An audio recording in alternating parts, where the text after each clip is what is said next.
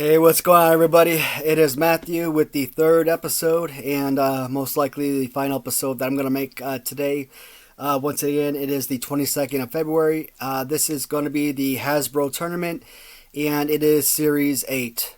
And we're going to have three more matchups, and it's going to feature Bret Hart against Lex Luger. Undertaker is going to square off against Mr. Perfect, and finally, we're going to feature Yokozuna against Bam Bam Bigelow. And so, we are going to dive right in.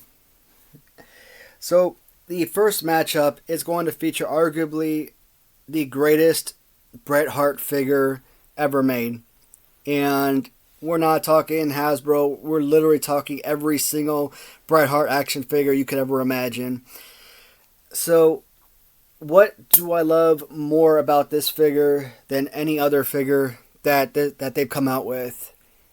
Yes, I grew up with Hasbro, so yes, I'm going to have a special affliction for the Hasbro line. That is true. But the just overall look and appearance of the figure, great.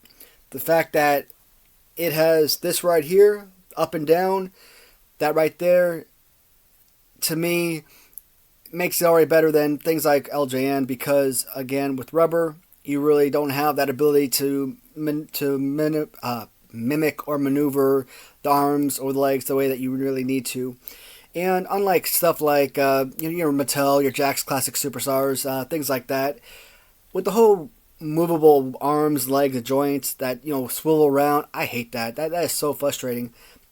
This right here, if this was stationary and didn't move, that's okay. You do not need to have your legs and feet move. Okay, that's not important. All you need is this right here. Because this right here, you could throw your punches up and you could do your body slams. Everything you need to do is based on being able to do this. But most importantly, just look at the overall graphics and design of these pants. This is why the Series 8 Bret Hart is the second or third greatest Hasbro figure of all time. And it's kind of hard to make the decision if you want to place him ahead of or behind, let's say, a Series 3 Ultimate Warrior, for example, because, face paint, perfect, pose-wise, everything about that figure is so phenomenal. Shawn Michaels Black Pants variant, incredible. So, Hasbro just has so many incredible figures.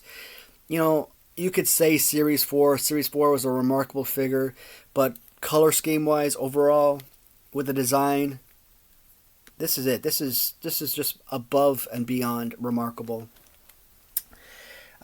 So, not the American-made version that we all know and love, but when Lex Luger first came into the WWF, he had this, narcissistic, where he's constantly staring into a full-length mirror.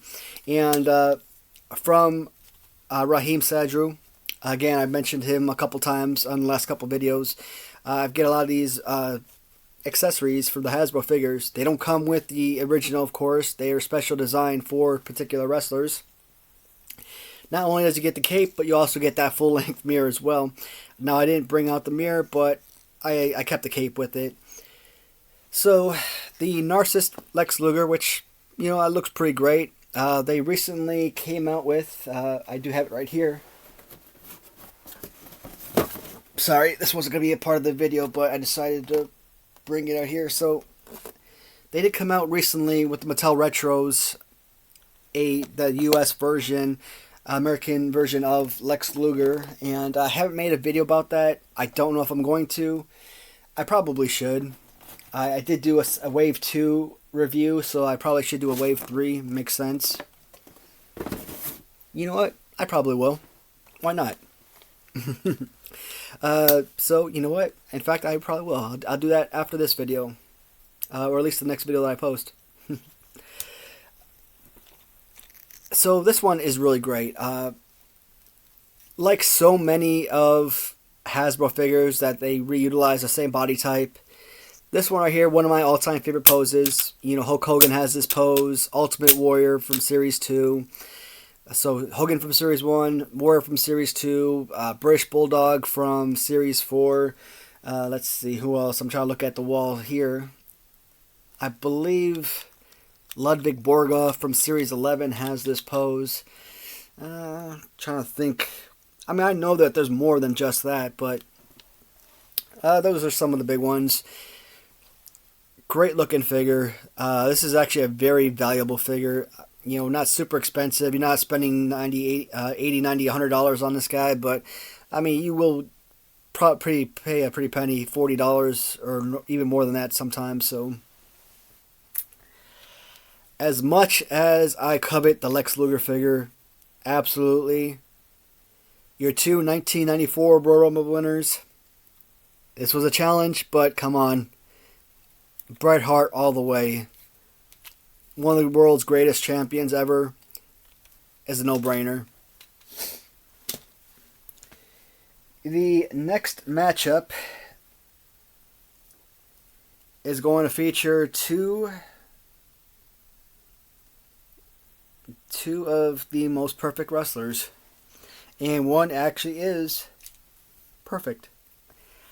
So, again, Mr. Perfect, one of only 10 or so Hasbros to come out with 2 or more figures.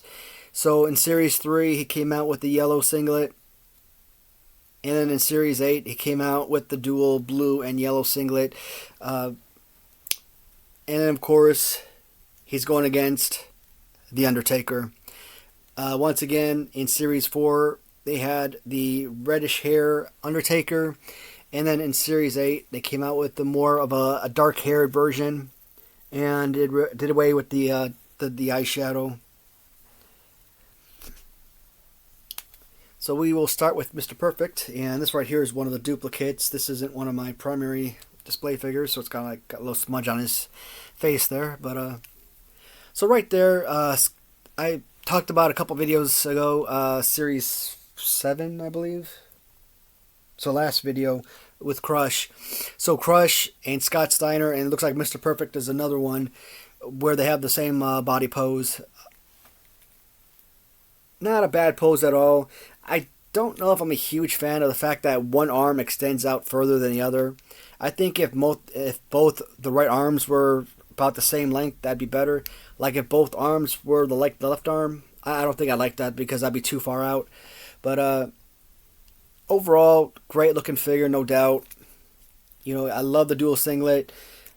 Mr. Perfect, I mean, Kurt Hennig, to me, made an absolutely phenomenal bad guy.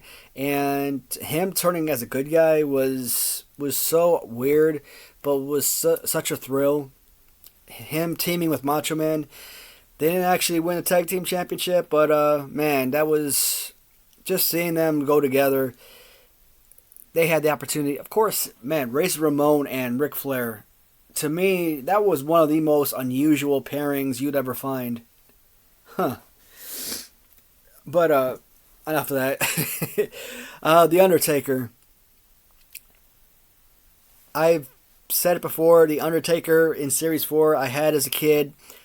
Very nostalgic. One of my all-time favorite action figures. One of the greatest figures of all time, no doubt. The Series 8, again, is the exact same figure, just a repaint, a little bit here and there. Overall, almost 100% representation to the Series 4 version.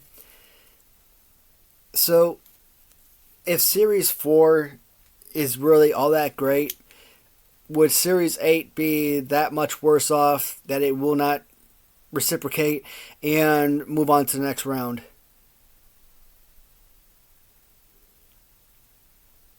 I don't see why it can't reciprocate and do the same thing and follow in the footsteps of Series 4.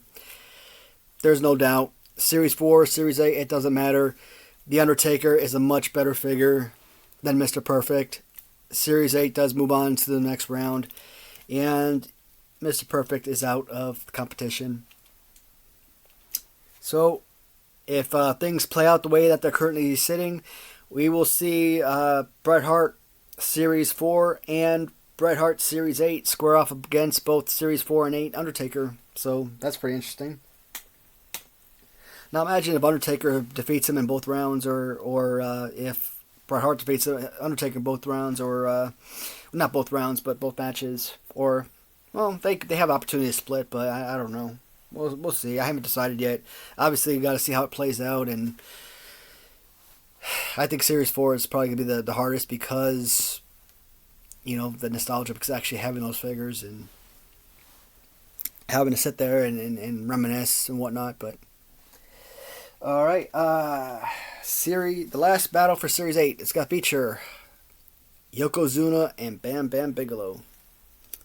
So this is what I was talking about. I thought from Series 7, Kamala should have been molded more after Natural Disasters and Bam Bam Bigelow with this body type. But so Bam Bam Bigelow, not a bad looking figure by any means. Just like the Natural Disasters, great looking figure. Love the fire all around.